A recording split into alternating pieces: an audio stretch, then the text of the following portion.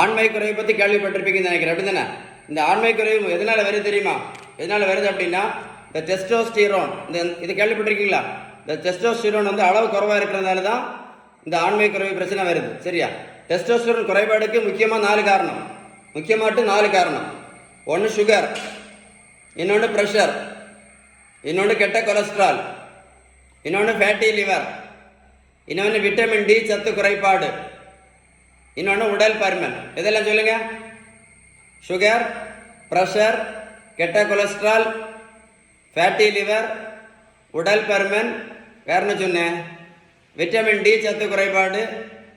இது எல்லாம் தான். இதெல்லாம் டெஸ்டோஸ்டெரான் குறையும் போது ஆட்டோமேட்டிக்காக ஆண்மை குறைவு வரும். புரிஞ்சுதா இல்லையா?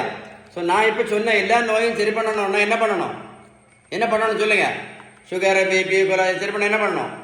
பேலன்ஸ் டயட் தான் ஃபாலோ பண்ணணும். பேலன்ஸ் டயட் ஃபாலோ பண்ணால் மட்டும்தான் இந்த இன்சுலின் ரெசிஸ்டன்ஸ் சரியாகும்.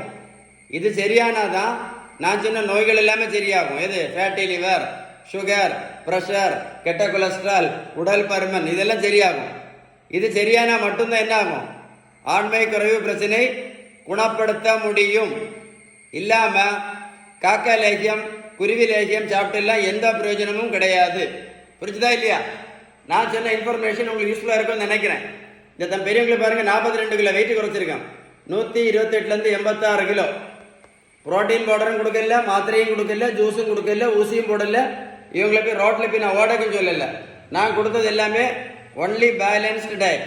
இன்னொரு விஷயம் சொல்லி தரேன். புதுசாக கண்டுபிடிச்சிருக்காங்க சயின்ஸில். இந்த டெஸ்டோஸ்டிரோன் அளவு யாருக்கெல்லாம் குறைவாக இருக்கோ அவங்களுக்கெல்லாம் இருதய மாரடைப்பு வர்றதற்கு நிறைய வாய்ப்பு உள்ளது என்று கண்டுபிடிக்கப்பட்டுள்ளது. நீங்கள் நெட்டில் சர்ச் பண்ணி பாருங்க.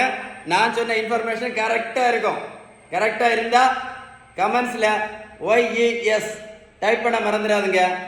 வீடியோ லைக் பண்ணி ஷேர் பண்ண மறந்துடாதுங்க.